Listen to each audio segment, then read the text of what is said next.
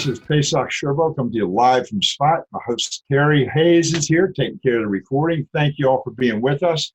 Today here where we are is the 21st of November.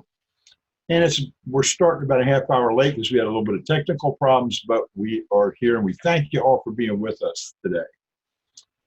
I announced last week what we're going to study today, and we're going to do it partially because it's a deep study, and I don't want to.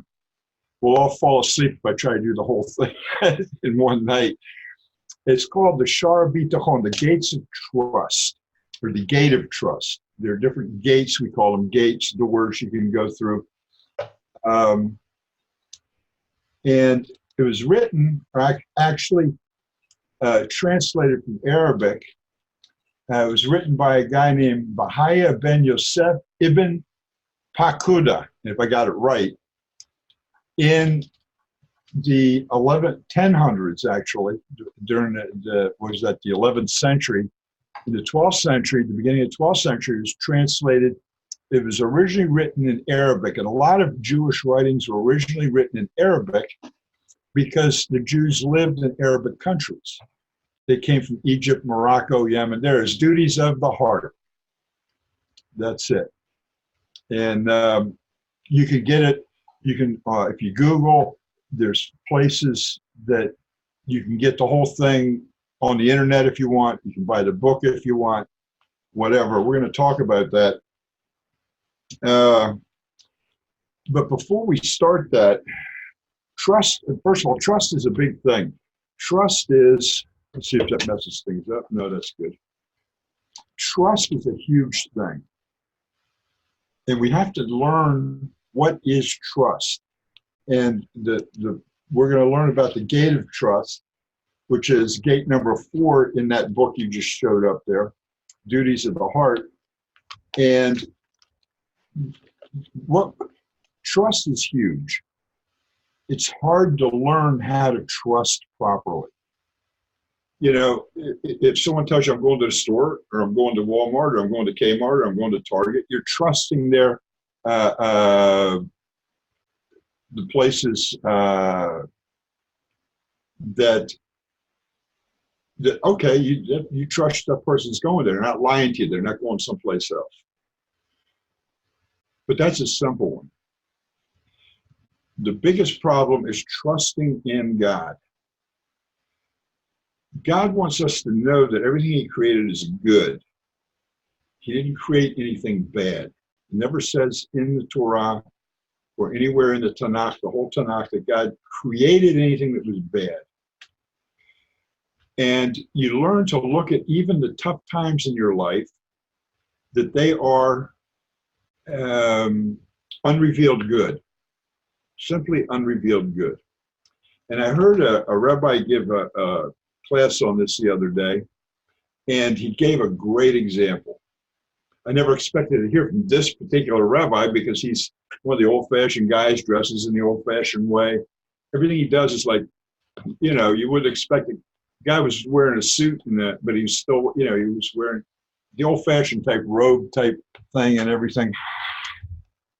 But he brought up a great example.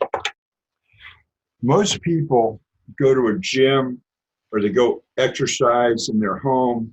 They do floor workouts, what do you call them, aerobatics or whatever, you know, whatever. I can't remember what it's called. Or you have a stepper, or you just walk somewhere to build up your body and make it stronger. But if you really decide, like someone who works out in a gym, and I did it for years, you go in and you pick up the weights and you lift the weights and you do your walking and you exercise all the different muscles in your body. And when you go home, they hurt something terrible. They hurt and you ache and you put stuff, Bengay and stuff, but tomorrow you're back in the gym and you do it again and you do it again, day after day after day. And what happens because of the workout, it brings you pain.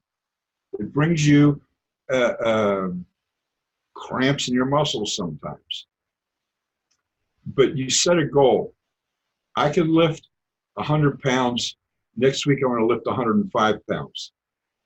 So you put heavier weights on those, on the barbells, or you put greater tension in your shoulder muscles, things that hurt.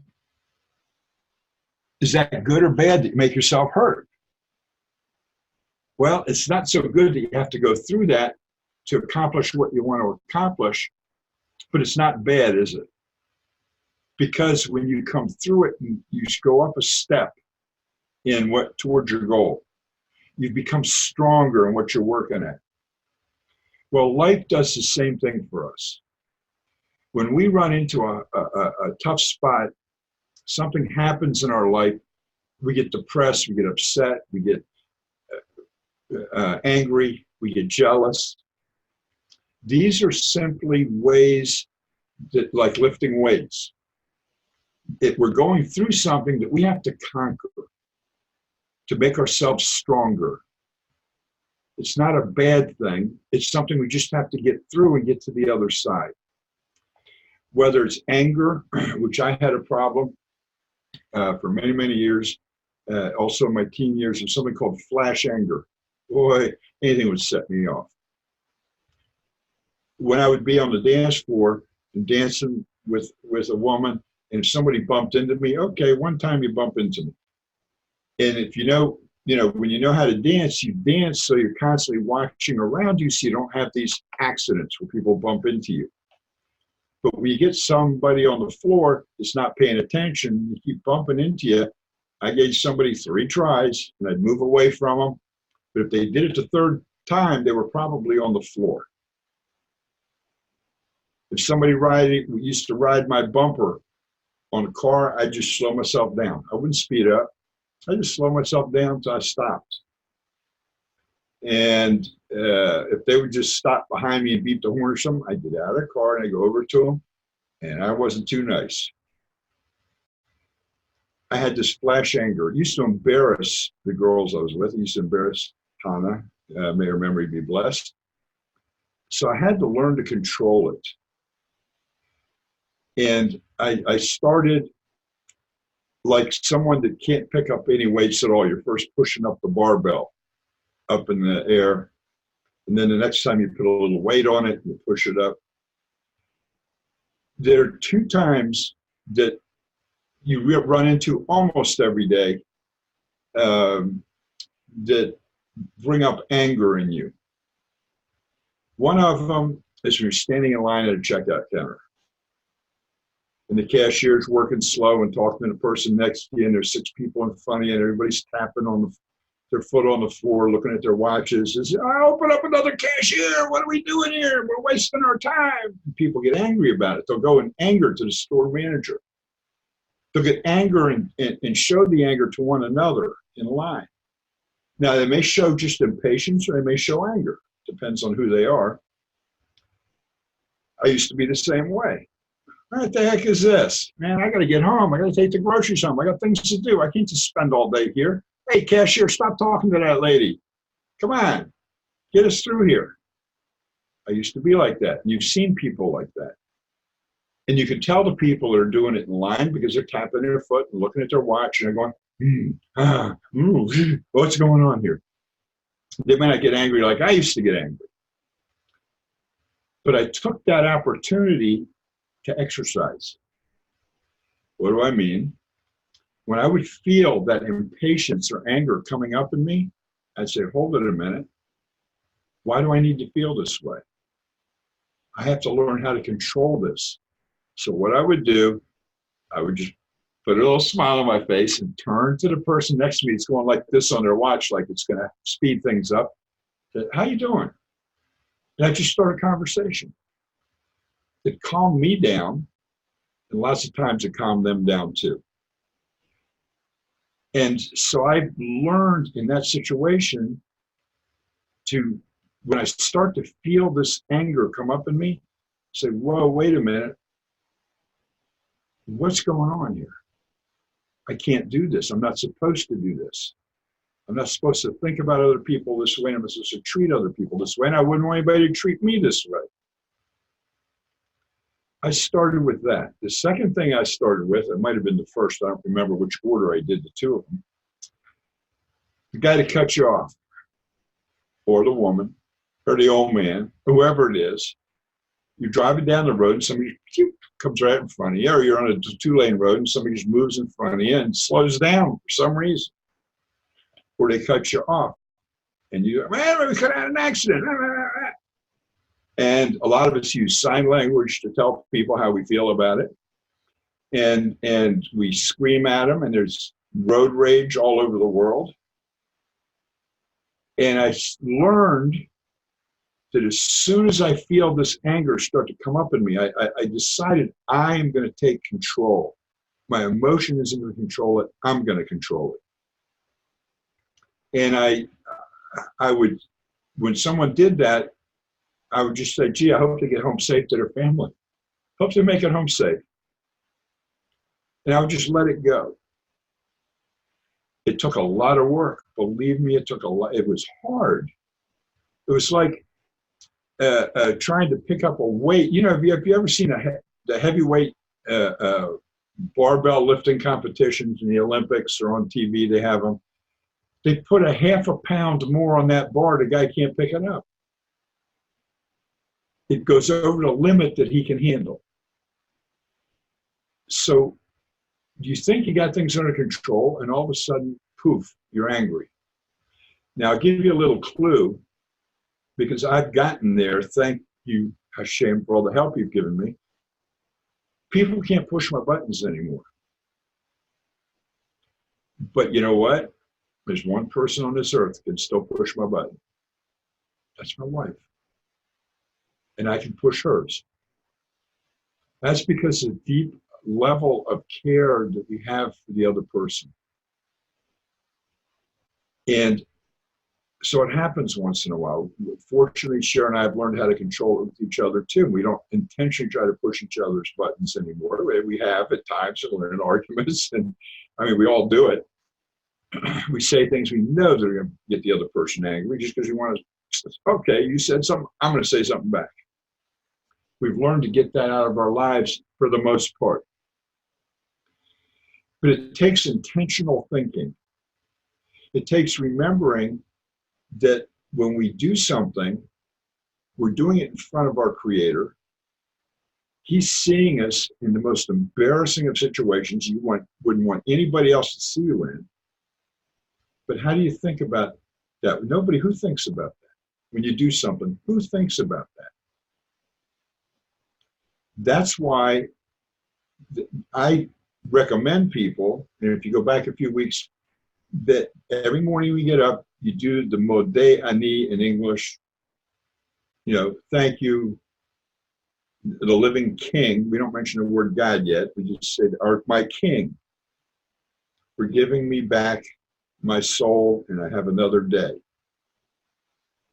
When you say this prayer, Modeh Ani, you can first prayer when people wake up in the morning. If you look that up in the prayer book, in a Jewish prayer book, or just Google it.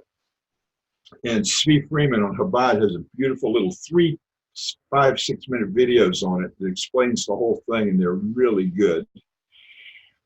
It connects you back in your head with thinking about God. When you wake up in the morning, you're connected to your parents, you're connected to your kids, you're connected to the people at work. But nobody says, I'm connected to God again. That's not the first thought in your head. That's why I suggest, and we do it every morning, that you reconnect yourself with God the moment before you start thinking what you're going to make the kids for lunches, what you got to do that day, what's going on at work, anything else. Reconnect with God in the morning. And remember that all you have is this day, this minute, this right now. Yesterday's gone. Tomorrow hasn't come yet. It never will. What you got is the moment right now. Live in the moment. What's going on around you? How do I control myself? How do I do something for somebody to make their life a little easier in the moment? This is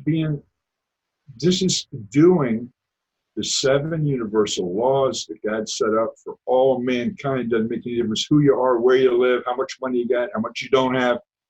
Whatever your situation is, every human being needs to do those 7 things to be in contact with God, his creator, every day, all day long. Now, we all make mistakes, but we can teach ourselves not to. God wants our contact with him to be joyful at all times.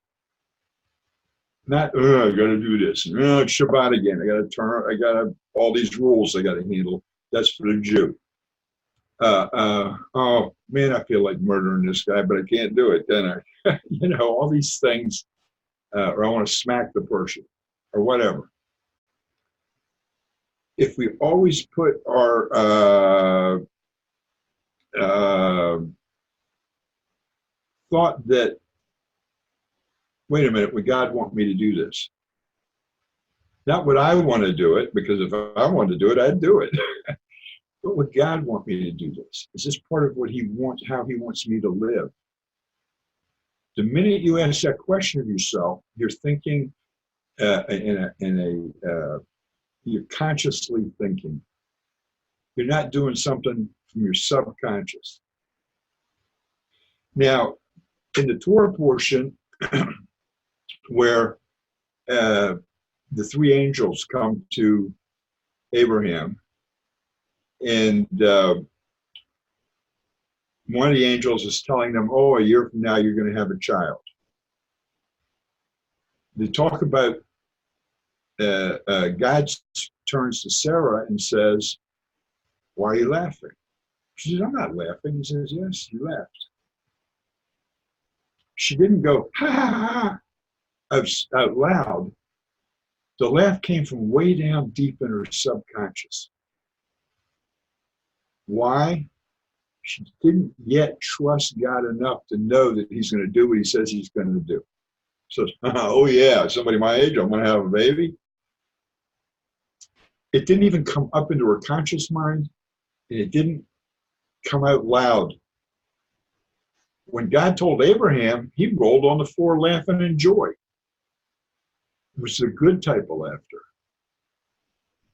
So we all have this subconscious level in us. They'll make us think things or do things, and we don't even know why. Sarah didn't even know in her subconscious she was laughing, but God knew. That's how deep our levels are inside of our mind. Now, one of the things that needs to be done is we have to build up and exercise the gate of trust, or the trust we have in God, and learn that even in our subconscious mind, which is hard, but you can do it, I trust God. I started trusting God back in the 70s. I was a Reformed Jew. I didn't shomer Shabbat, I didn't take care of the Sabbath. The only thing we did in honor of Sabbath is every Friday night we'd have a meal at home. Everybody had to be home for a Friday night meal. No, nothing, no dates, no parties, no nothing. On Friday night, everybody's home. And our home became a center for other Jews that we used to come and have a big meal together, sometimes as many as 30 or 35 people. And after dinner, we'd sit and sing psalms and sing Israeli folk songs. And because we weren't shomer Shabbat, somebody brought a flute, I took out my guitar, one of the kids would sit at the piano, and we just sing and praise God and sing psalms and stuff. And then, okay, that's over with. Next, and I go to work on Saturday and all that. But the trusting of God started when he answered the first time I actually prayed to him directly to ask him for something. Some of you may have heard this story. I'm going to keep it short. My oldest daughter was in the hospital, and they told me there was nothing they could do for her, that she would not be with us by morning. And I went into her ICU room and tossed everybody out to just leave. There's no point in you being here if you can't do anything. I'm going to spend the night with my daughter. And so they did what I asked. And they brought a chair for me. I sat down by her bed. And I'm thinking, what can I do? What can I do? How can I? This is out of my control. What can I do? And for the first time in my life, I mean, I've done prayers before and stuff, but I went directly to God and said, I need your help now. This is what I need from you. Take me, leave my daughter. Let her be with her sister and her mother. I'm all of, 30 years old, 32 years old. It's okay. Give her a chance at life. And I kind of nodded off asleep. A couple hours later, I woke up and I said like this, you know, God, I want to change what I just prayed to you. I said, if my daughter wakes up in the morning and wants to know why she's in the hospital, if she wakes up in the morning and wants to know why she's in the hospital, I am yours for the rest of my life. I'll do whatever you tell me to do. I'm done. I'll just work for you. Tired I am. And I fell asleep. Who woke me up in the morning but my daughter? She wanted to know what was she doing in the hospital. Well, of course, I was so overjoyed and excited I was going to be able to take her home to her mom. I forgot the promise I made God. I forgot it. So I was going to be his the rest of my life. Does this sound familiar? Well, we're reading about it in this week's Torah portion. Eleazar he got to the well and he starts praying to the God, Abraham's God, you know, how am I going to know who Isaac's wife's going to be? So if a woman comes out or a young girl comes out, a maiden comes out, and I ask her for water, she says, yes, I'll give you water, but I will also water your camels. Just to the side, you know what it is to water a camel? They can drink for an hour. I mean, a lot of water goes into them because they only drink once in a while. So, of course, Rebecca came out, and before he got the words out of his mouth, the scene unfolded before him. Now, wait a minute.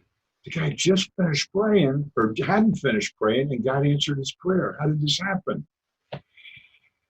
One of the sages explains it this way.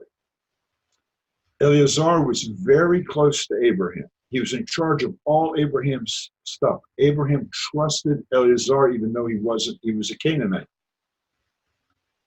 I think that's what he was, but he wasn't one of the family that Abraham belonged to.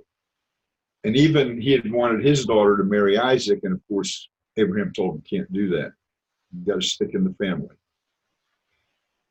And I guess that was what God put in Abraham's mind. But the prayer was answered immediately. Why? Many times when we pray to God, he answers our prayers, but he doesn't reveal the answer yet. That has to do with us. It doesn't have to do with him.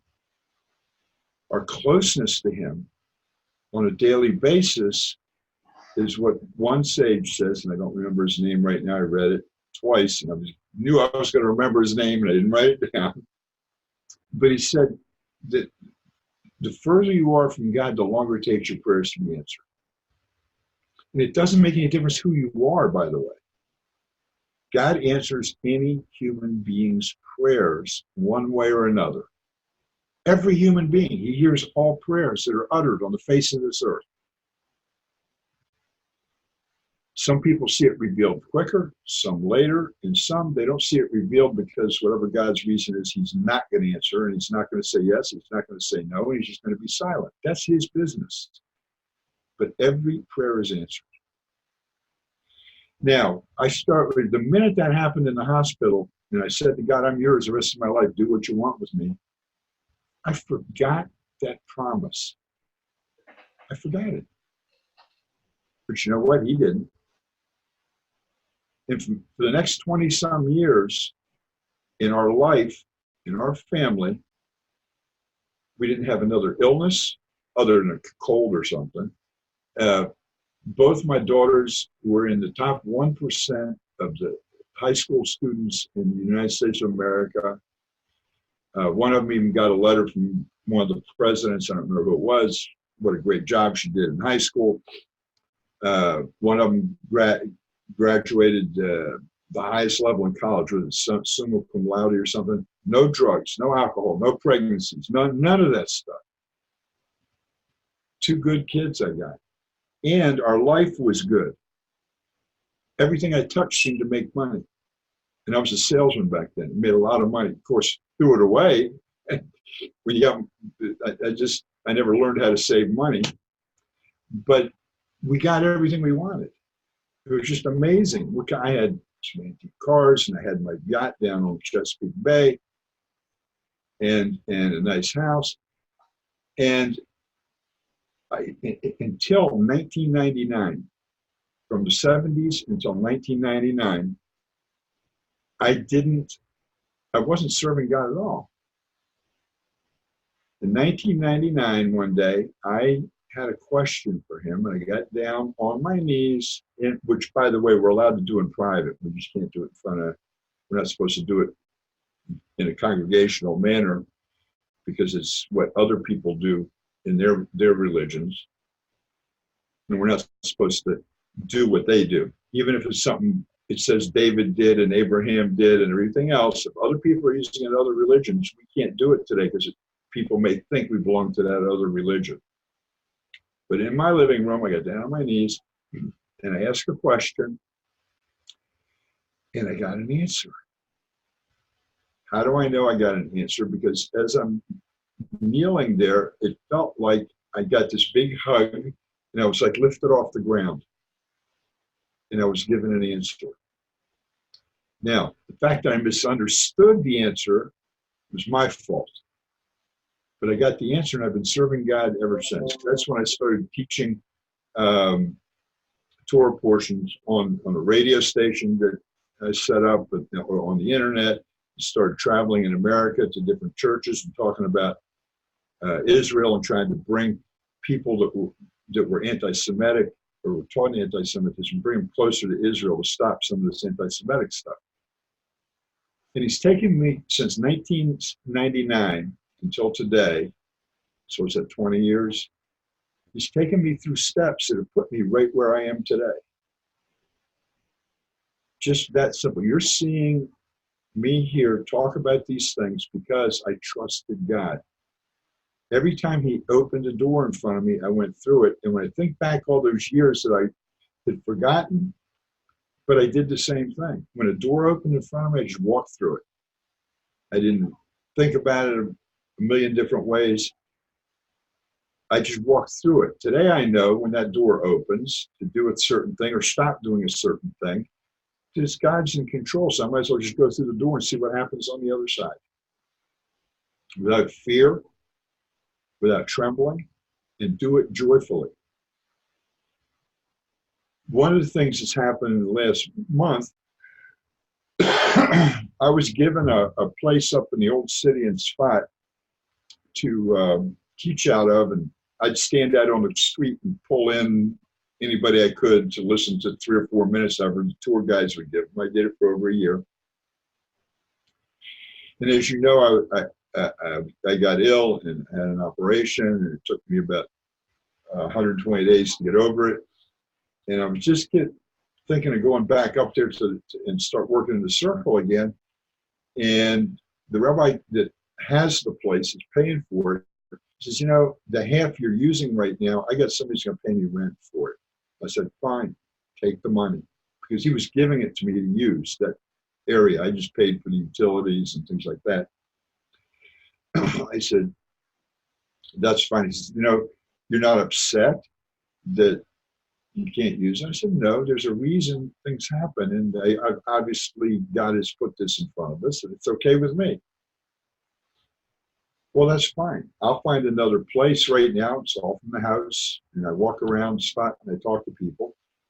But I spend a lot of time on the internet now, more time on the internet. But why should I get angry? Because God sent him someone to pay the rent and help take some of maybe he needed the money or something. And then what I'm thinking is, God said I wasn't productive enough up there. It didn't work out the way maybe it should have. It didn't turn into what it's supposed to. So here's where you're going to do things now. Here you see me in the Zoom room. But it all comes from trust. Not allowing yourself to get upset, not allowing yourself to get jealous or get angry, and all the other negative emotions, which are essentially animal emotions. Learning to control them. The only way to control them is work on controlling them. I had a very close friend.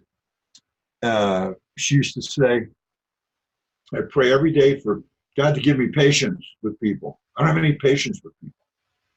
Give me patience. And I told her over and over again, God's not going to give you anything. You got to work for it. You have to decide that you're going to be that patient person.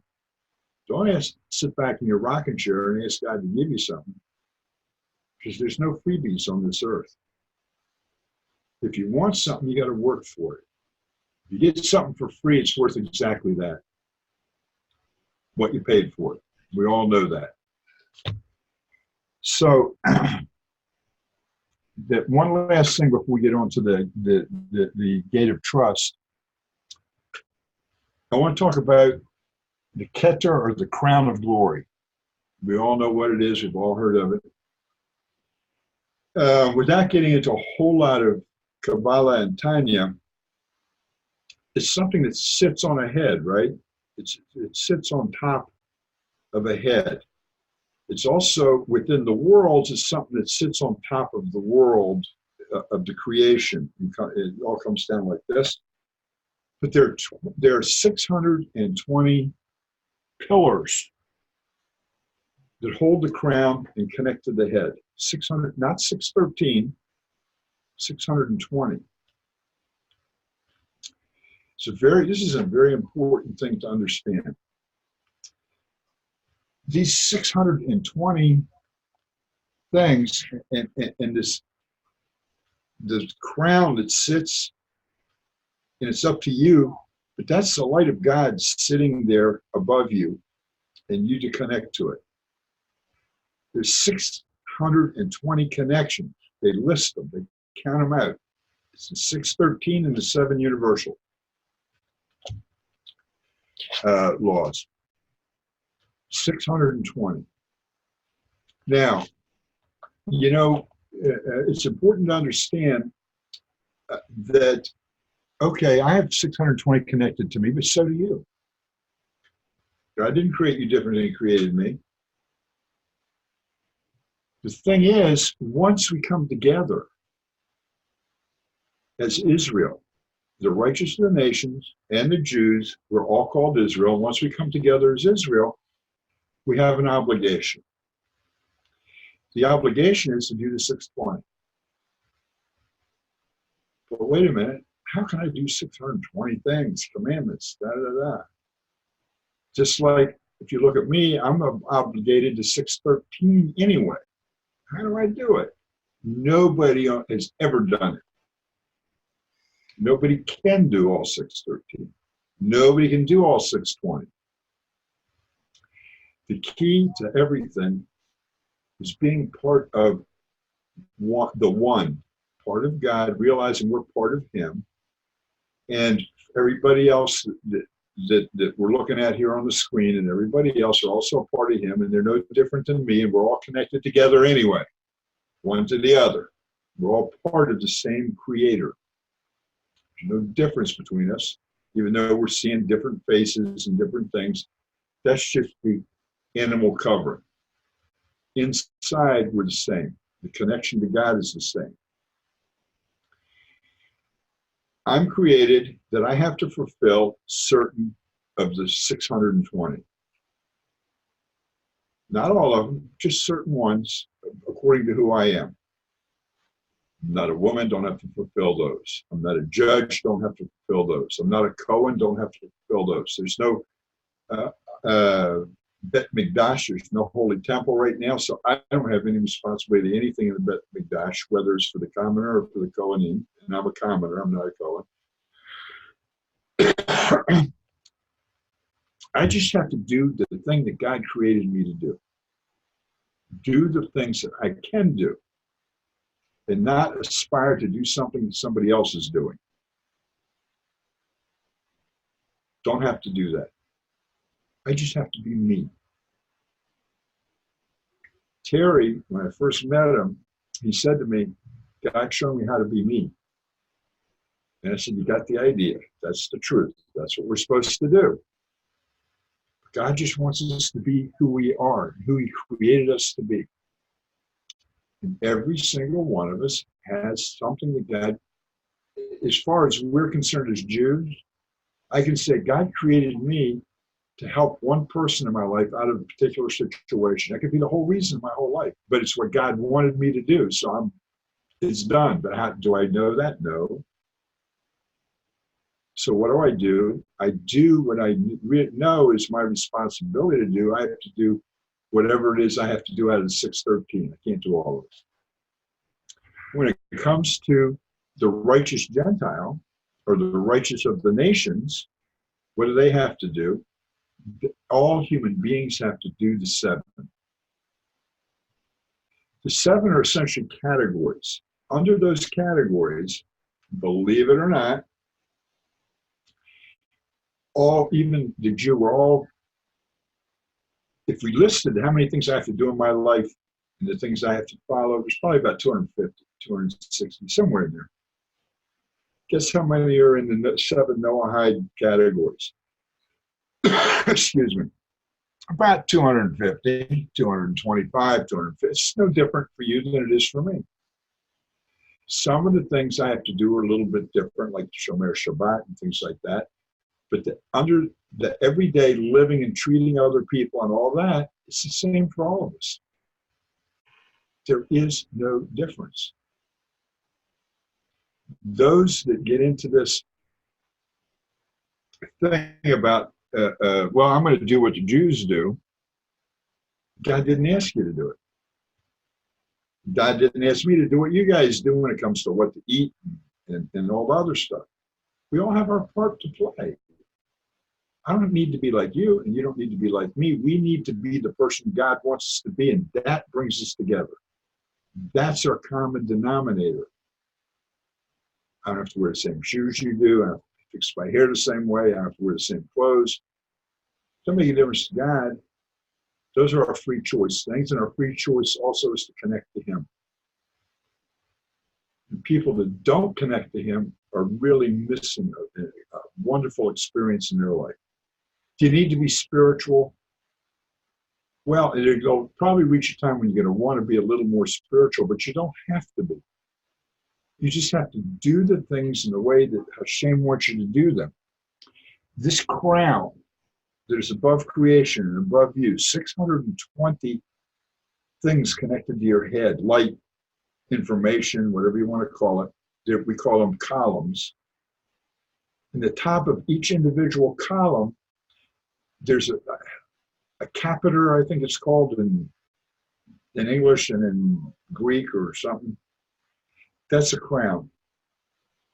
When all they come up to, each one has their own crown that connects to the crown of glory that we all sit with.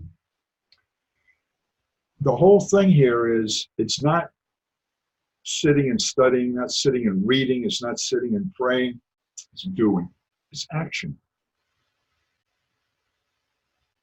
It's what we do on a daily basis. When you get up in the morning and you face your family, or you face yourself in the mirror, whatever it is, it starts right there. How we look at things, how we walk through this life that God has given us, and he gave it to you for a reason. Nobody, not one human being has ever been born by accident. No matter what the circumstances of the birth, God wanted you here. It doesn't make any difference who you are or how you got here. God wanted you here. And he wanted you because he needs you to be here to do something for him. As long as you remember that every day, then you keep connected with him. When something happens bad, you don't look up and say, oh, why me? And I just did it this past Sukkot. We put up a sukkah, and I come out the next morning, the first day of Sukkot, and you have to go and you shake your little branches and pray and stuff inside the sukkah. come out my front door, mine's flat on the ground. And the next door neighbor's was half down. And I look up, and I thought mine had knocked his down, actually. And I look up and said, what did I do? What are you telling me? What mistake did I make? First thought in my mind. And I was upset.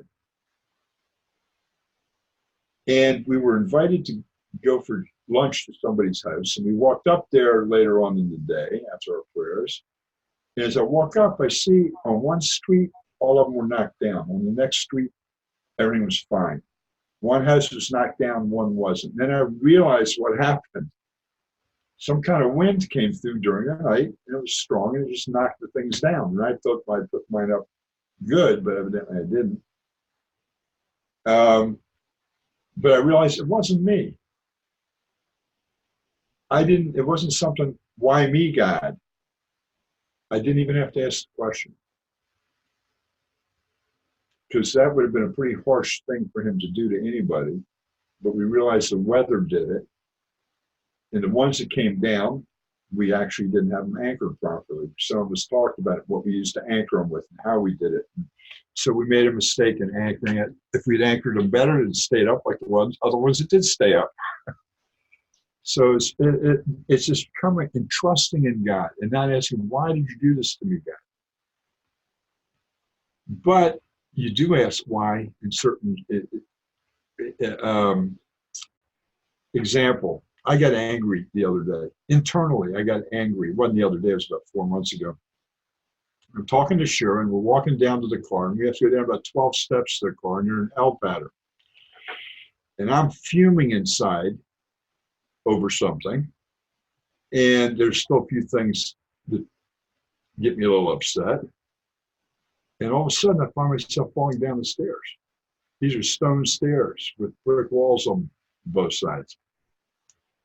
And I reached out and I just grabbed a railing, and my head swung around, and my nose stopped against the stones on the side. Just stopped right there.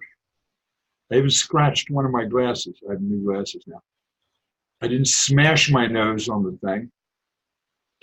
And I get down the bottom of the stairs, and I said, well, I got angry, and this is the way God said, don't get angry anymore.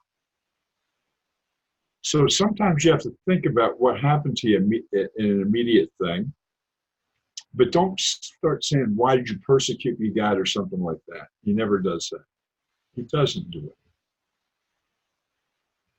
Now, going back to trusting God, and I'm holding up this book like it's the book I'm going to be reading from, but it's not, and I'm going to do a quick screen switch here. So you guys are over on that screen over there. So I'm looking at the book now. So, oh yeah, good. I'm still looking at the cameras in front of me. Now, there's a website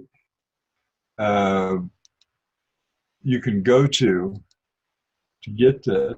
Let me see if I can get it over in the chat room. When I'm looking over there, I'm looking over at my other screen. That's where I'm reading from. That's where I get it from if you don't have the book and you want to go look at it.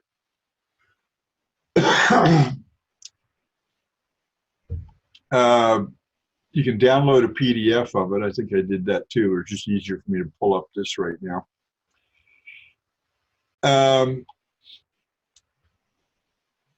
This is, I'm gonna read a little bit of the introduction from the author. Terry's probably already read this. He loves to read.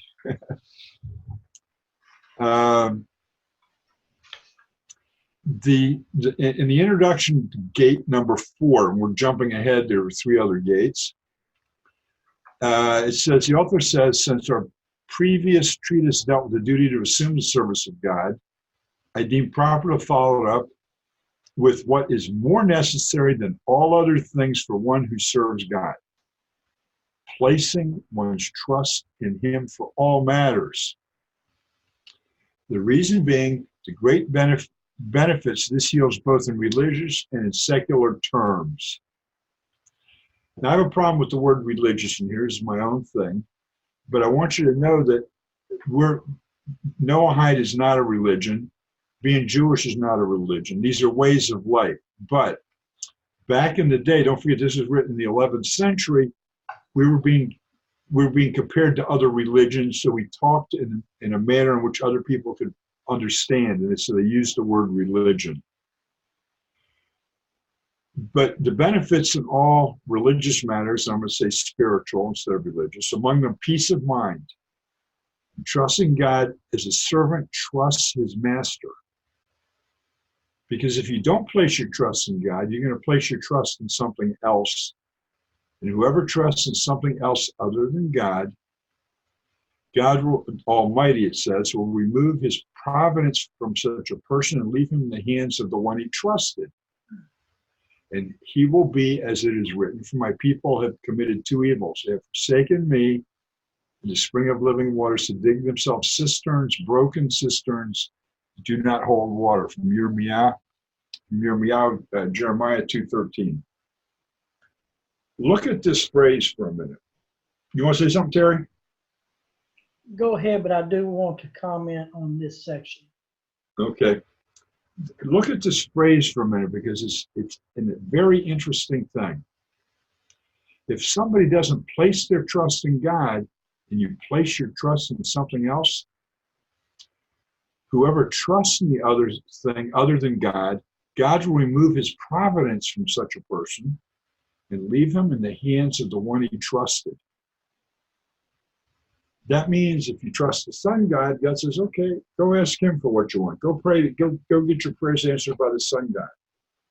Go get your prayers answered by, name any God you want to name other than Hashem, and other than the God of Israel. If you've decided to give your heart and mind to that other God, God's going to say, now, it doesn't mean he might not answer a prayer once in a while, but you're in the hands of the other God. You've taken yourself away from the Creator, and you have decided to go with this other guy. That's scary. To have the one that created us say, okay, you want to walk your road, go ahead and walk it. But he will never, ever totally leave you. But he leaves you to the tactics and the strength of whatever God you happen to be praying to. Now, that's scary. Go ahead, Terry. Okay. That's pretty much you're nailing it right on the head, the section I want to go back to a little bit about what you were discussing earlier, because this is what I was looking at while you were discussing the anger issue. And when you study enough, you know that anger is considered a form of idolatry. You're lifting yourself up above Hashem. And so I was sitting there thinking while you were talking about anger and how, all of us have anger issues. We get angry, frustrated at things that's because it's out of our control and we want to control it. That's something that I know Hashem's working with me right now in my work atmosphere. But he removes his providence, or it says, whoever trusts in what is other than God, God removes his providence for him and leaves him in the hands of whatever he trusted.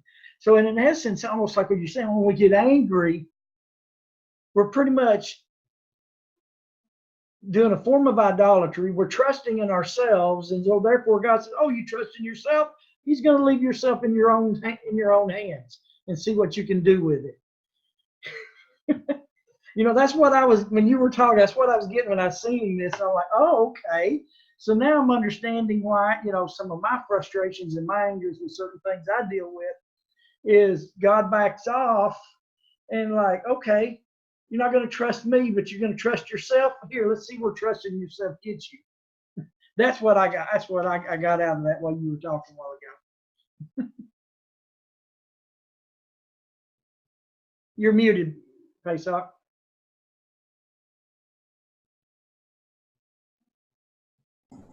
There we go. Okay.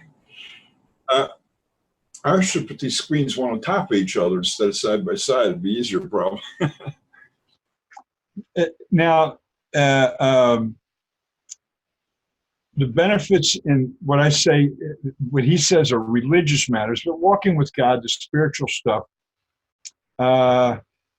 In Psalms 45 says, praise for the bed who made the Lord his trust and did not turn to the haughty or those who turn to falsehood. Cursed is a man who trusts in man, who makes flesh his strength and whose heart turns away from the Lord.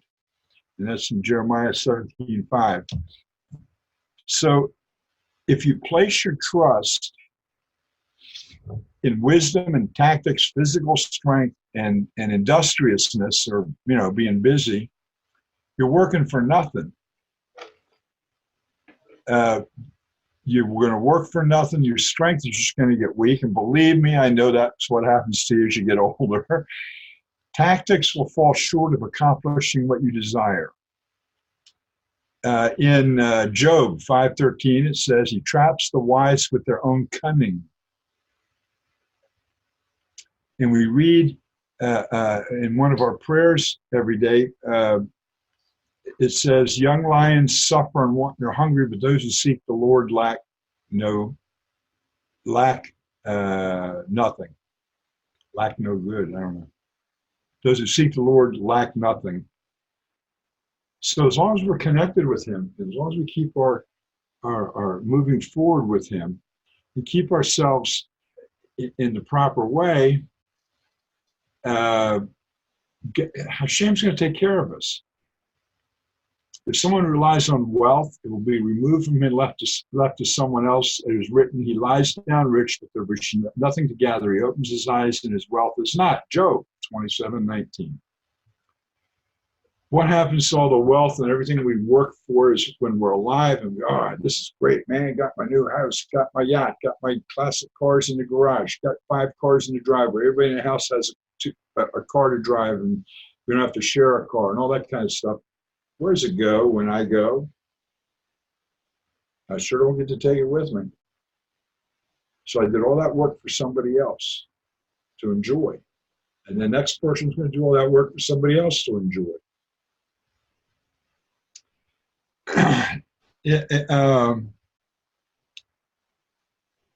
Do not weary yourself to grow rich. Cease from your own understanding. Proverbs 23:4. Should you blink your eyes at all, it's not there. It goes away. For it takes wings for itself like the eagle and will fly towards the heavens. Psalm 23:5. Or you get prevented from using its benefit on this earth, even though you get it, you earn it. So the benefits that you get for trusting in God leads you to not serving other than God. You don't have any hope or man. You don't expect it from anybody. You don't have to work to win back somebody's approval. You don't have to flatter people. You don't have to agree with them in what is not the service of God, like whatever it is they do. You're not afraid of any matters, of nothing. You will not be afraid of disagreeing with those that you don't conform to their ways. You won't be afraid of it. It won't bother you. It may bother you a little bit depending on who the person is, but you won't be afraid of it. And you get out of what they call from under the cloak of their favors. You free yourself from expressing gratitude for them and the obligation of paying back their favors. So, and that's one of the things, all of us have the list of people that call us friends, but they only call us when they need something. And we always do it. If we can do it, we do it. Some of us don't know how to say no. We're overly hesitant, but you can't be afraid of telling them no. If someone rebukes you, that's not following the way we follow and following God, you won't be afraid of slighting them. What does that mean? Next time, maybe you don't talk to them about something, or next time, whatever. You just don't have to go out of the way to be friends with them. Also, he says, you don't have to be shy from humiliating them. In other words, to their face, not in front of other people. and you won't embellish their false ways. Another benefit, the trust in God will lead one to empty his mind from distractions of the world and to focus his heart to matters of the service of God. And we have a commentary in here that says, that's because the chief cause of mental agitation and confusion, which prevents a man from learning what God wants, or learning Torah, it says here, devoting himself to religious service, which I say is walking the way God wants you to walk, is constant worry on his livelihood. He's not going to earn enough money through whatever means. And it constantly he will diminish his trust in God.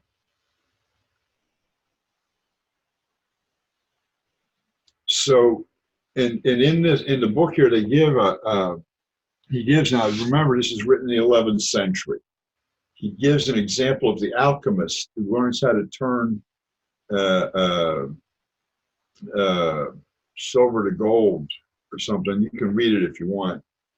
But it talks about the actions he has to do and the things he has to do. He's always worried about doing it right. He's always worried about hiding the gold. He's always afraid somebody's going to steal it for him. If he makes a whole lot of it at one time, is somebody come steal it, or do I have to make every day what I need, which means I have to do all these things every day to make the gold, the silver out of gold. There's a whole story here.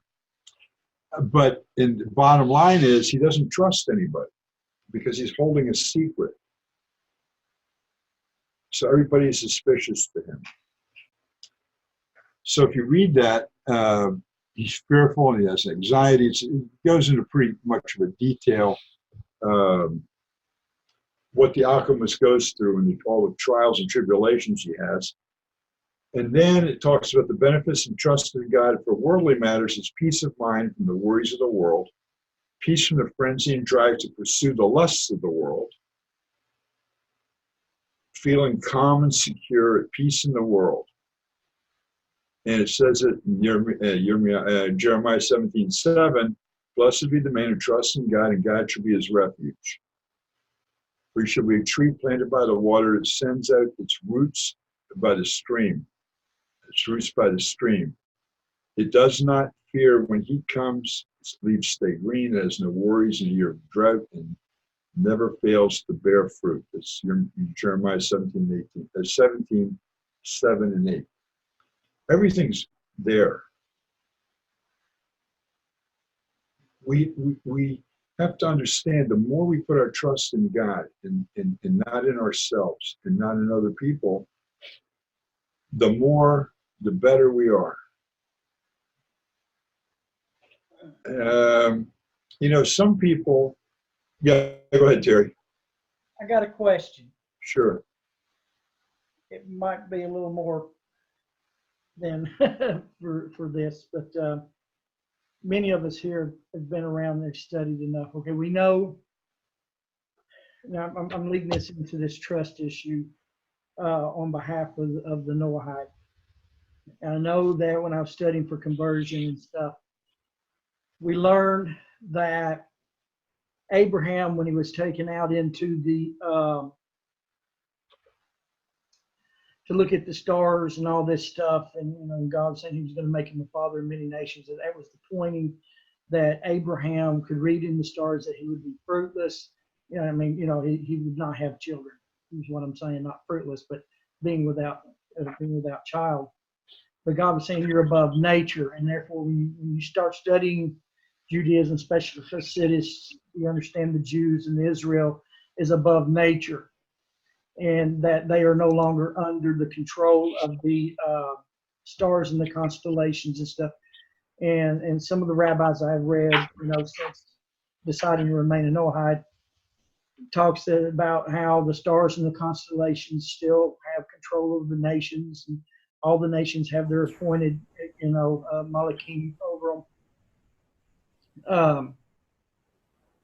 My question is this: it's like in this right here, in this commentary for Proverbs, it was mentioned earlier in your reading. Do not worry yourself to become rich. it says here, King David praises the person who lives by the toil of his labor. He intends that only the person should invest the minimum amount of effort necessary to earn living. Extending one's work hours in order to accumulate capital is foolish. For the attainment of wealth is not in the hands of man, which that's something I've learned. You know, Hashem sets forth our wealth, so we don't strive to gain wealth ourselves. My question is, the observant Noahides, the observant children of Noah, is there any form because of their observance, because I've not read or heard anything on this, because of their observance, they are somewhat above nature, to where when we placed our trust in Hashem, that He is our livelihood, our health, He's our refuge, He's all of this. Do we go beyond nature in the aspect of when we trust in Him, where we're no longer being controlled by the other forces that Hashem set forth, you know, for the nations? I hope I made that understandable. What a great question. That's a good question. Give me 1 second, because I got to go bring a book in here that I want to look at. I should have had it in here earlier. Let me stick the book.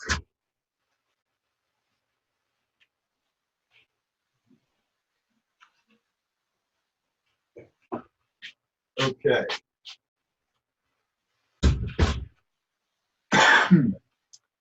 This is a good question.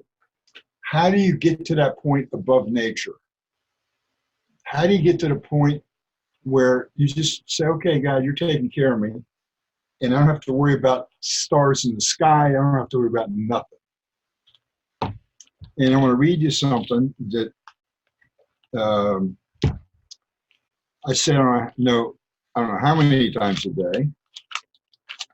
It's called The Blessing After Other Foods and Drinks. It's a simple prayer. Blessed are you, Lord our God, King of the universe, creator of numerous living beings and their needs. He creates you and He creates your needs.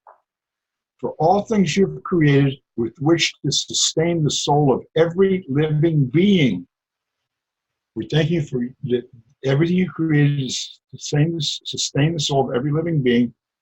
Blessed is He who is life of the worlds.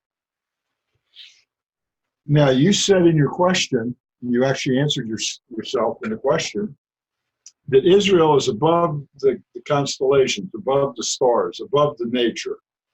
What happens to someone that starts walking God's pathway through the 7 universal laws to all mankind?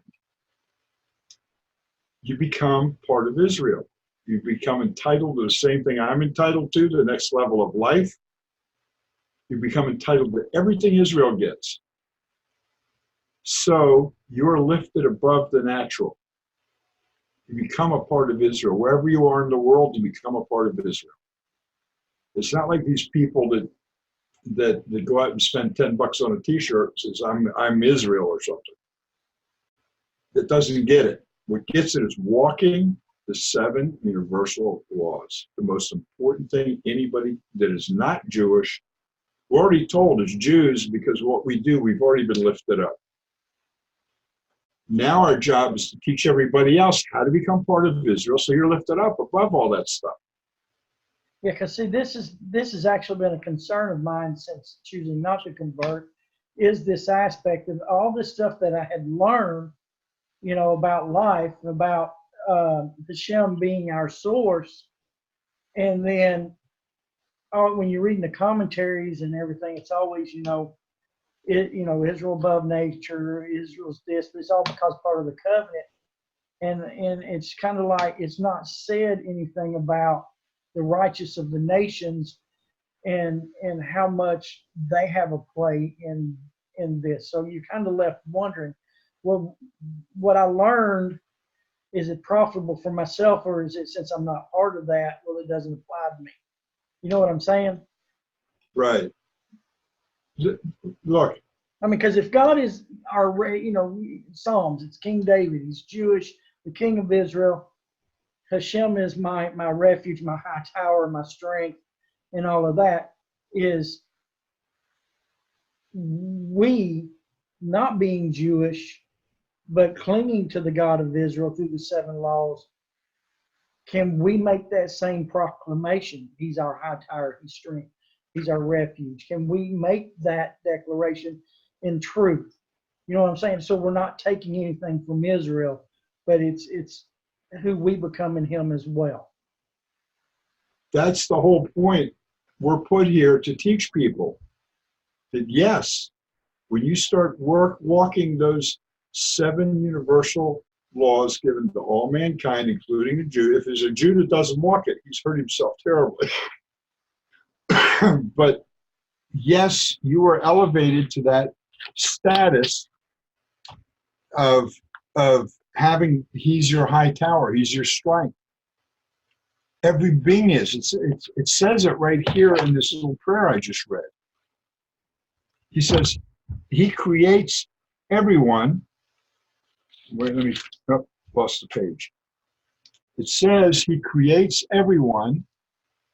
It says, blessed are you, Lord our God, King of the universe, creator of numerous living beings and their needs. That's all of us. It also includes the animals, by the way. But it's all of us. He creates the living beings and their needs. He created our need for food and our need to drink and our need to communicate with Him. He created all our needs. And then He created everything that's needed to sustain the soul of every living being. Now, there's an old saying, you can lead a horse to water, but you can't make him drink. We're here to lead people to the water. What is the water that flows from Shemayim, from the heavens down to earth? Is Torah. It is all of creation. That's what Torah is. It's God's plan for everything and everybody. And His plan is that everyone should turn to Him. Everyone become part of Israel. What happens to the world when the Messiah comes, King David comes, or his descendant comes? That when He sends a Messiah, is there will be a change on this earth. People think that the new heaven and new earth is somewhere far away. It's not. It's right here. We're not going anywhere. Things just change. What changes is Jerusalem right now, which is where God connects to the earth at Mount Moriah, where His connection is, and that makes Jerusalem a holy city for us, not for anybody else, no matter what they claim.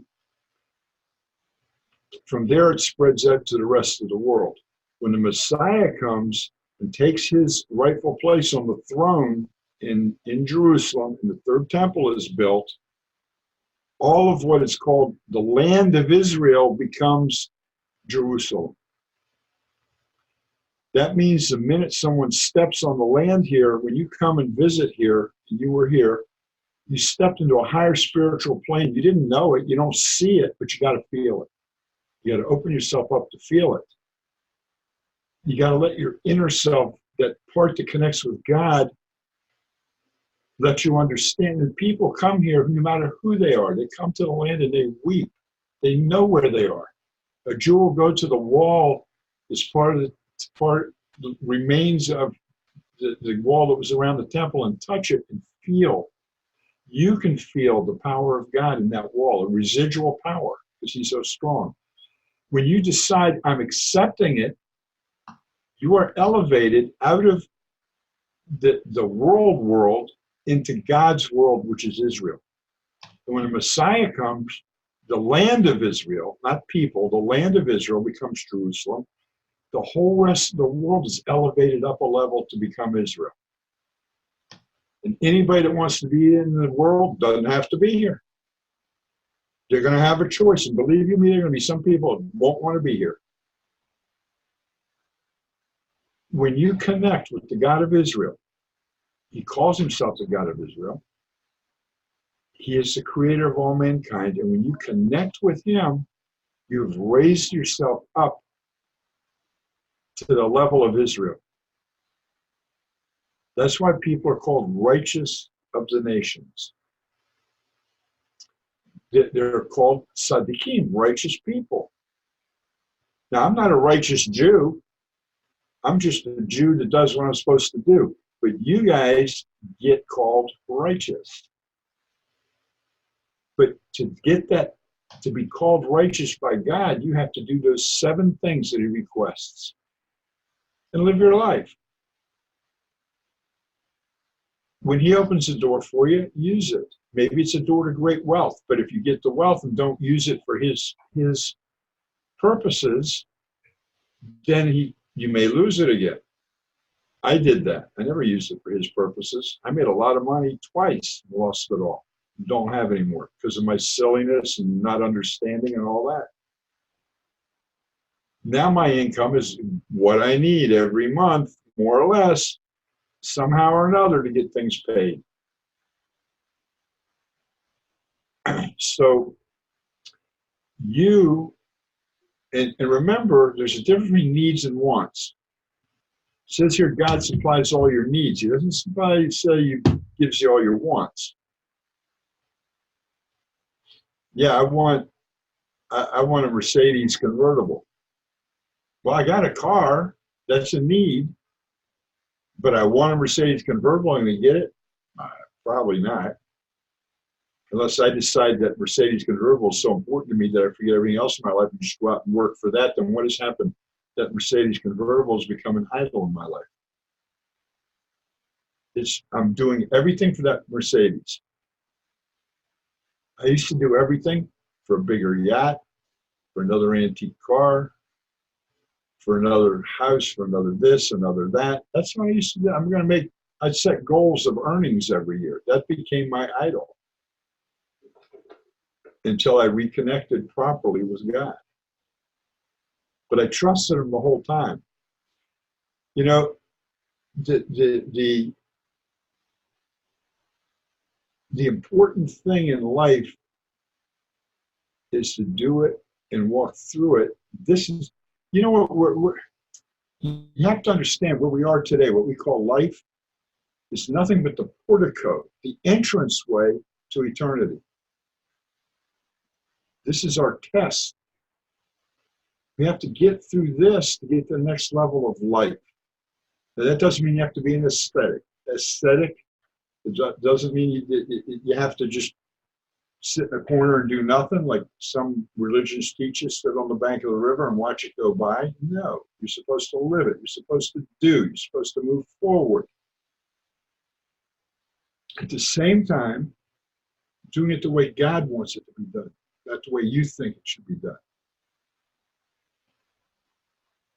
Every time I get to a cross point in my life where I have to make a decision, I pray about it, of course. I don't wait for God to tell me what to do. If I see a pathway, I take it.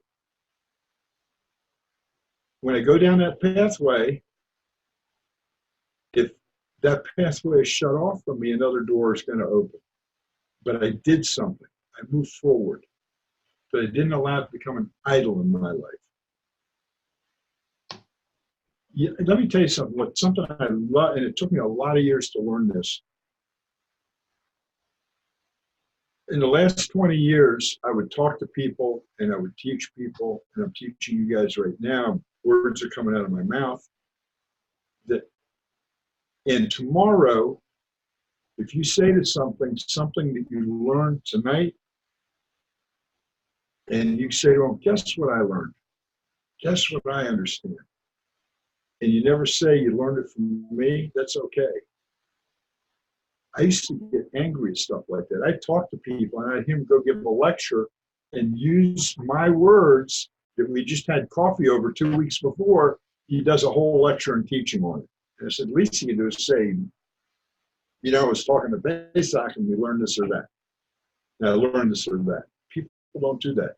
You have to own what you have. In other words, the information I'm giving you, if you don't, tomorrow morning, don't remember where you got it, but you like the idea, you own it.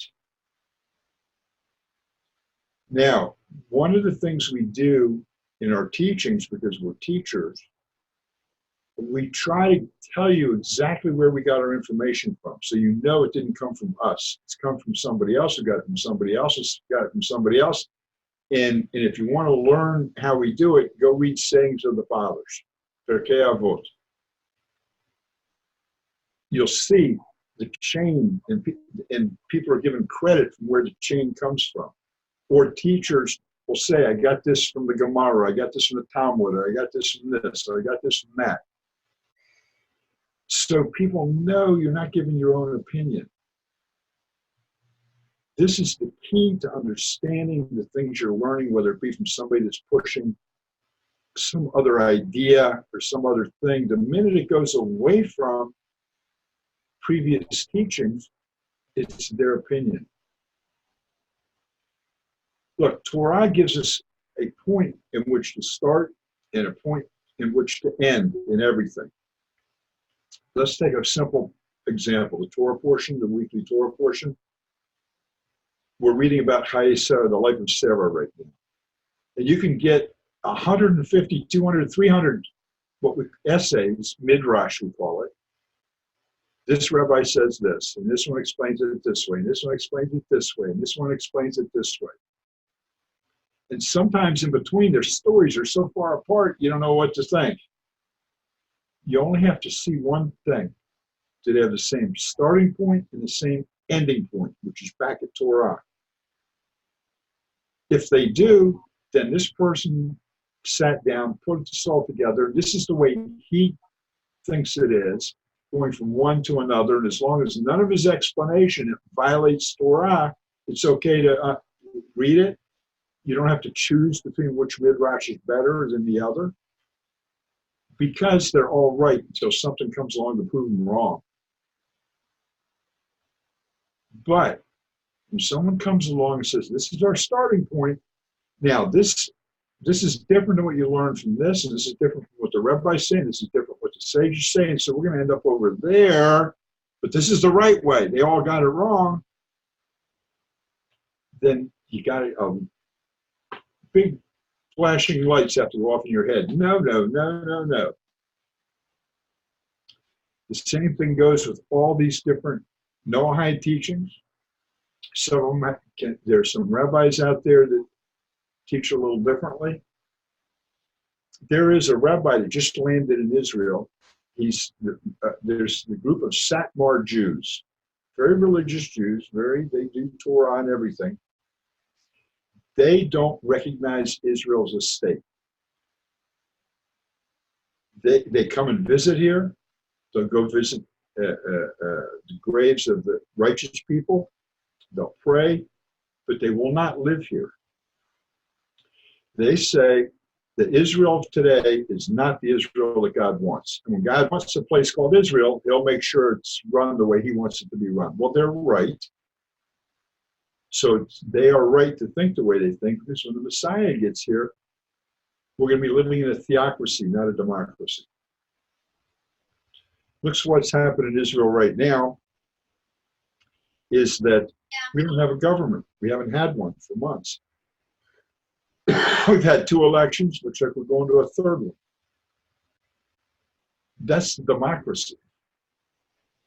If it was a theocracy, we have a king on the throne, and he'd say, this is what God wants from you, because God's going to appoint him, and that we'd all live that way. We'd have a choice. That's it.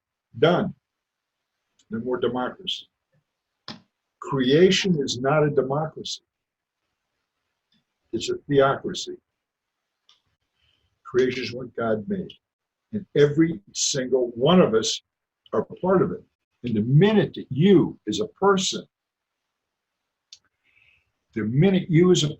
realize that the God of Israel, and the only reason we call him the God of Israel is that's what he calls himself. He's our creator, our king, and our father. The minute you hook up with him, you have become part of his creation of Israel. Right now, we're part of the world. Eventually, it's going to change over to be something different. We want to be ready for the change. We want to be ready to go through that door into the next world. So what we do on this world, in this life, really is just We're going down the hallway that leads us to the door we want to get through. Once we get through that other door, who knows? But we got eternity to be with God. What happens to those that never hook up with him? There's no hell. There's no place he's going to throw us in a pit and burn us for eternity. He never created something like that. He doesn't talk about it in the Tanakh at all. Well, it does a little bit, but then that's how things got misinterpreted, but we'll get into that another time. But it's not an eternal thing. It's a correction type thing. But there are those who don't even want that. Now, what's going to happen to those souls that God sent down to this earth and gave them something to do and put them in a body, and that body says, no, we want nothing to do with you. We don't want to connect with you. We want nothing to do with you. Go about your way. We're going to do things the way we want to do it. Don't care about you. Don't care about other people. What happens to this? We all have an eternal part in us, a part that we can't blemish, we can't ruin, we can't spoil, we can't make it stink, we can't get it dirty. That's a part of us inside that's God. That's the part that God puts in us.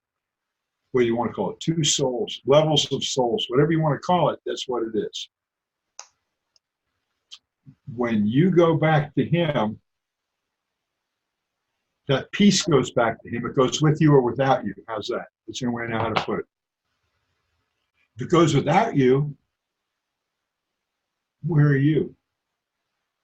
Because everybody's a part of God, and it goes back to him, but it goes with you or without you.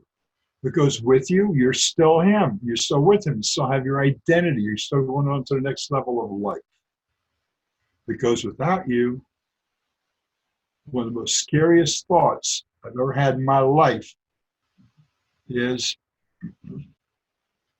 if I go and don't connect with God, I just don't exist and maybe never exist. I'm just poof, gone. No memories, no relatives, no nothing. I just don't exist, and I'll never know it because I will not have existed. That scares me more than anything else. I don't want to be in that state because it is no state. When the part of me inside of me that belongs to God goes back, I want it to go back as Pesach, as me. So it's important that I know how to connect with him, stay connected with him, and do what he wants me to do on this earth. Amen. And I hope everybody, this is what we try to teach people. This is what we, the Jews, were put here to teach people. To connect with Hashem. And Terry, in answer to your question, the minute you connect with him, you're entitled to everything he gives. Everything. Which means you're above the astrology, because you said, it doesn't make any difference to me what it says in the stars. It only makes a difference to me what God says. I don't have to go to a fortune teller, a soothsayer, somebody that throws bones or jewels out on the ground to read from. Read your coffee cup, read your palm. What do I care what it says there? I know one thing. If I'm connected with the God of Israel, he made me a promise. Me, little old me. He promises me eternal life. He promises me to be with him. He promises me the next level of life. Nothing else makes any difference. And he tells me how to get it. Just be a decent human being. And at the end of Kohelet, at the end of Ecclesiastes, and I always say this, in Ecclesiastes 12, at the end, Solomon, the wisest guy on earth, gives us the answer how to do it. Fear God and do what he says, and that makes you complete. Period. Wow.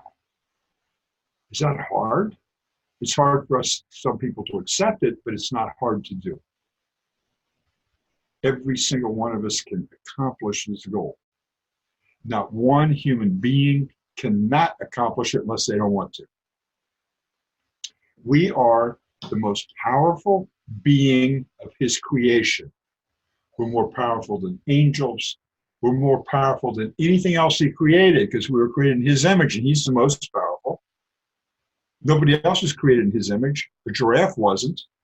An elephant wasn't. A tree wasn't. A rock wasn't. But a human being was. So we are powerful and we have control and we can control it and we can do these things. It's up to us, plain and simple. Oh, Hazak v'Baruch. Strong and blessed are we to be connected to the God of Israel. Did I answer the question, Barry? Oh, yeah. Okay. Okay. So this is, like I said, I don't know if I said it on the air or off the air before we got started or whatever, this new website central that we're going to set up is collecting people and teachers and writings from people today that connect with this type of thing. Trying to give people information so they make the right choices. So they do the things that they're supposed to do. And we're going to go on. If you took the link for the gates, the gate of trust there, next week we're going to go down to the next level in there. It's going to take a little while. I went to when trust applies and when it doesn't, and we're just scratching the surface here. But the whole key to everything we have to do is just trust God. Just trust him with everything. Now, I'm not going to say, okay, I'm going to jump off this building and I'm going to trust God not to make me fall like a pancake. That's silly. That's presumption. Presumption is somebody in bed at night saying, God, when I wake up in the morning, I want to have melted away 30 pounds. And I know you're going to do it because I asked for it. That's presumption. Don't be presumptuous. Everything, you have to earn everything. You want to lose weight, you want to become stronger, you have to work at it. Anybody have any questions, anything they want to say before we say goodnight? Terry, you got anything you want to add? Scotty, you got anything you want to add there, Scotty? I got a question. I know you won't have time to answer it tonight, but maybe in a future class. My wife and I has talked often about the prayers that God answered for us, even when we weren't worshiping him directly. And I think you made a statement, and correct me if I heard it wrong, and it really touched my heart, that God answers all men's prayers. Did I hear that right? Did I understand that right? You understood it 100%. He answers prayers of all men, but see, you made the prayer and he answered them before you are where you are today, but he knew you were going to be where you are today, so he answered your prayer anyway. Okay, I'm adding that to my note. That's one of the things my wife and I have always, here over the past going on 6 years now, we can look back now and see.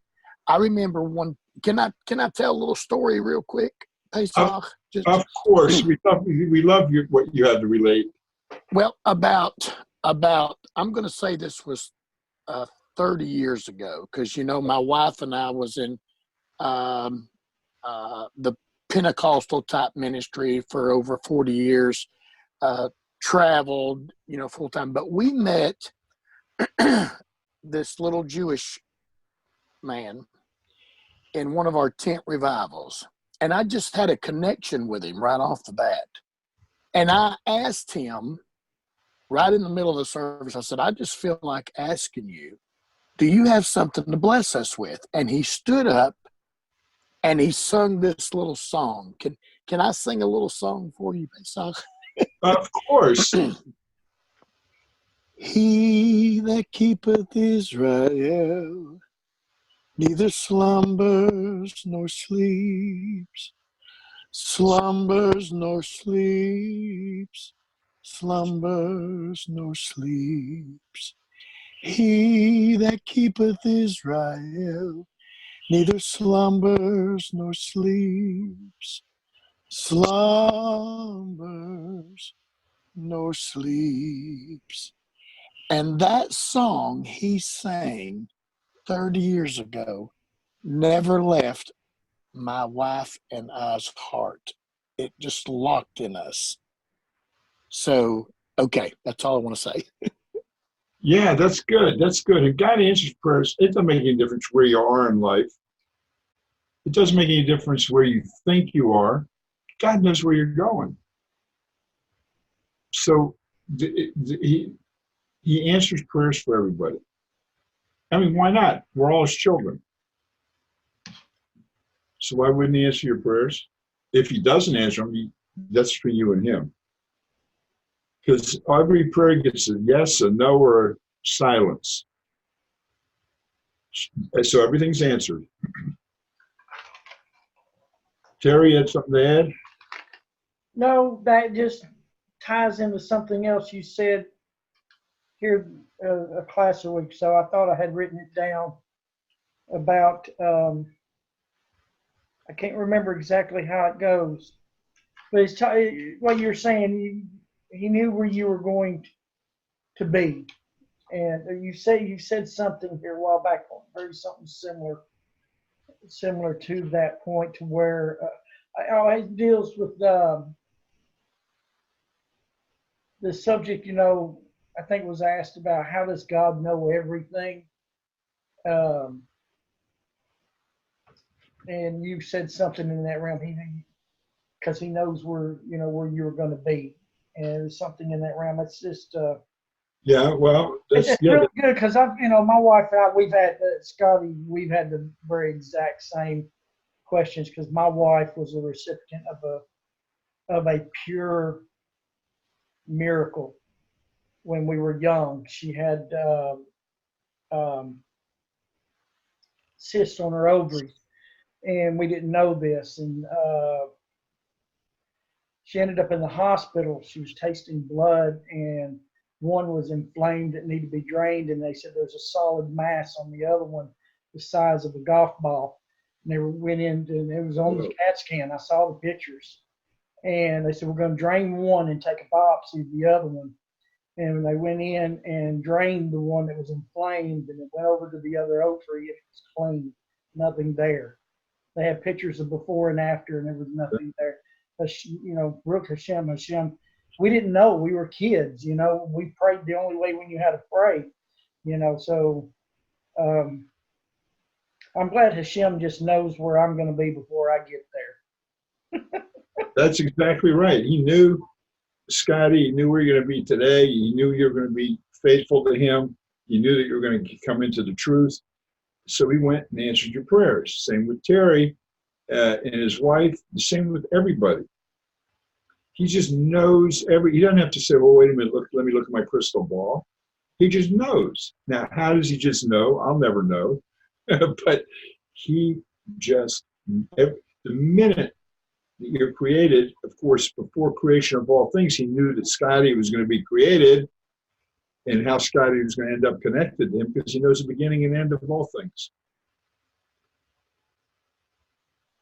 So it's a joy to walk with God. And he wants you to walk with him in joy, not in sadness and not in depression and not in weeping. He wants you to be joyful about everything, especially your connection to him. I saw a question in one of the Noahide groups, and I don't remember which one. Somebody wanted to know if it's okay to clap and dance and sing and play instruments and praise God in that way.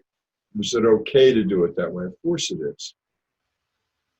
It happened at the Beth Mikdash every day. Part one, the Levites were divided up into two different sections every day. There were guys that did all the work, and there were guys that did all the horn playing and drum playing and singing and everything. And there was even a section for the women for dancing. Of course, it was cordoned off from the men's stuff. But the women had their own place for dancing. They could hear the music. They could enjoy the music. Of course, God wants, what's the point of life if you're not joyful? Do you know depression is missing the mark? Sadness is missing the mark. Enjoy, and remember, this is just a pathway, a walkway to the next level of life. And be joyful. Anything else anybody want to bring up? Okay, I'm going to open the meeting next week with a question, so you guys think about it over the next week. I'd like somebody to share, or everybody if we have enough time, to share how divine providence touched them in the weeks between now and then. What one incident during the week is a good example of divine providence? Because all of us have it almost every day. We have to look for it every day. No coincidences. God takes care of us. Paul, if I'm pronouncing your name right, or maybe it's Paul D., thank you for joining us. And you can join in the conversation anytime you want. And we appreciate you stopping in. Hope you get some other people to stop in with you. And everybody else, and anybody using the name Yer anywhere, just get rid of it off your Facebook pages, get rid of it off your... Oh, there's another warning, by the way. There's stuff going around from a place called manna.something, org, or net, com. They are, I forget if they're Korean or Japanese, but they are missionaries. They hide it very well. Do not share their posts. Don't let them be part of your groups. They sent a group here of 15 people to Spot 2 years ago and went around handing out all kinds of Hebrew tracts and everything and trying to make friends with people and then directing them towards a particular guy that's running this organization. But they hide it very well. It's called Manna, I think, manna.org or com or something like that. Don't use their posts, just shut them down. We're allowed to do this. Yes, Chrissy.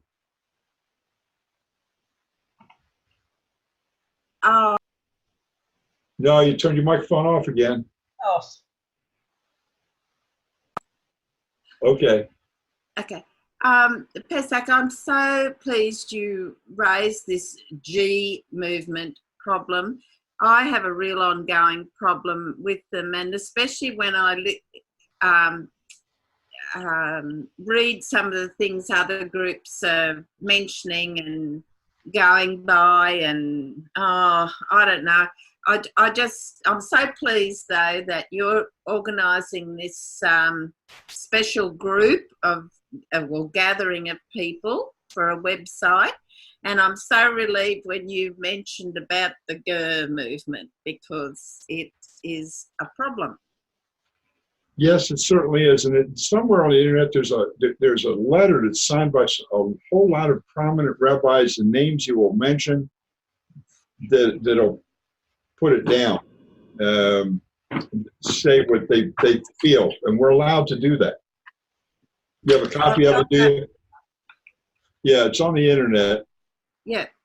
I've got the... sorry. I've got the letter. It's signed by a lot of people, and they've even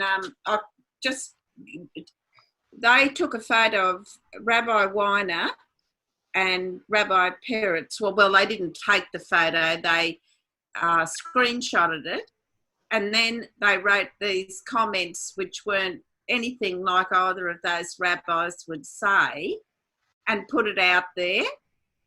And recently they've done a similar thing to me. They've taken a screenshot of of a video I did, and then they've made it look like I've criticised comments of other rabbis. So, and I traced it back to them. That's where it came from. And the legal advice I got was, let it go this time. It might just resolve itself. But if it happens again, it's actually illegal for them to do that. So I can't stress how devious they are. They are devious. And I think probably because I did a screenshot on my video was because it would have been plainly obvious that I am not fond of their movement. So, no.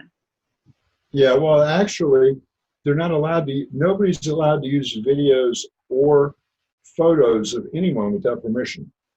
So you can always go that legally, and that gets into international law, and that they have to take it down. You're not allowed to use, just take a photo and use it. They're called copyright laws, and the internet is an automatic copyright when you put something up. And people can't take our teachings and edit them and use them any way they want. But the best thing to do is just don't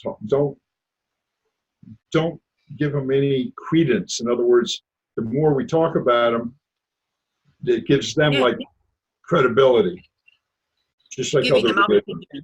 Yeah, so we just got to let it go. And they haven't gotten to me yet. I'm sure they will. Give them time, Pesach, they will. Well, you know, this whole thing was dead until somebody, one of the Noahites, pulled it up and got it going again. The same things with this whole thing.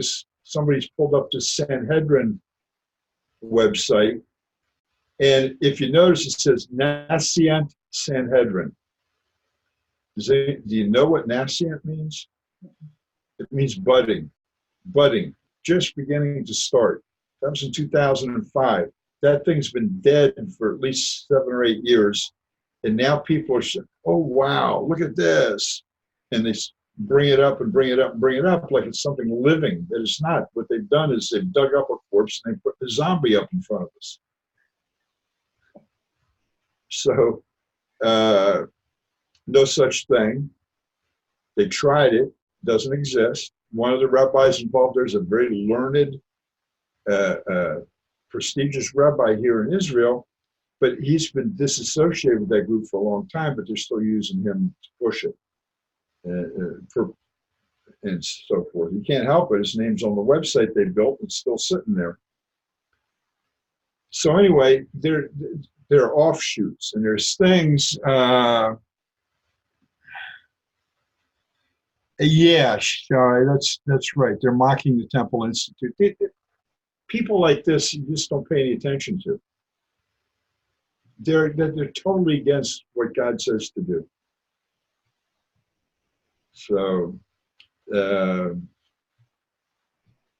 one of the guys that started this whole movement lives up the street from me.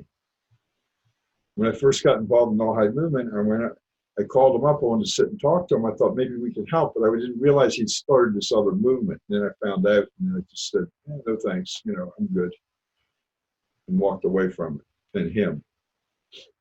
Although he's an expert on the Third Temple. And any questions about the Third Temple, you can go and ask him.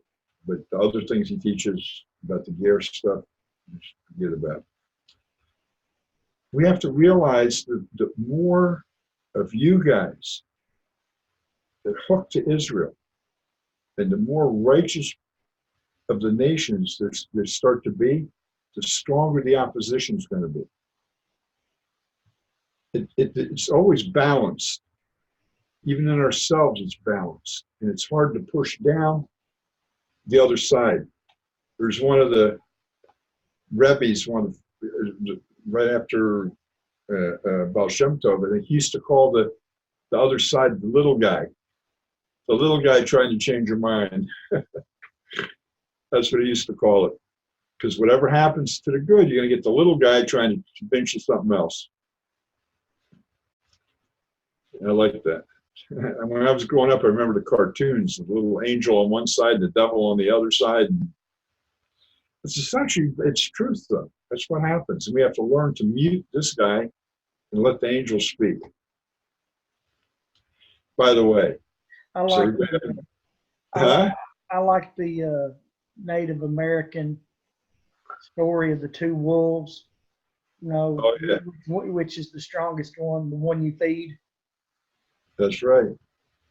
Better refeed.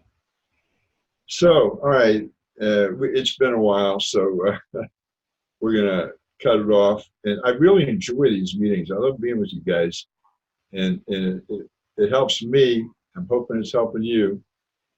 And Scotty, give me, I don't care how long it is, just get it to me. Scotty's writing me a little letter. Anybody that wants to get a hold of me during the week, get a hold of me. I'll answer whatever questions I can. I love it.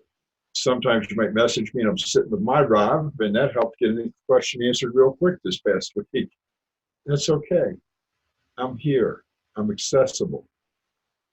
There's a total of 3 hours a day I'm not accessible. And it's like an hour in the morning and a half an hour and 10 minutes in the morning, and an hour and a half in the evening when I'm at prayer. But other than that, I'm accessible. Just get a hold of me. Carry my iPhone with me everywhere. So, it's instant communications today.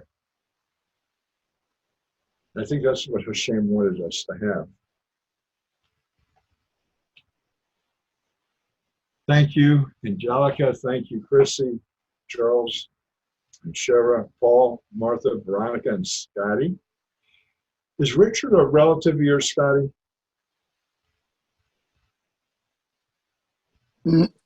If it is, where it's underground roots. Okay.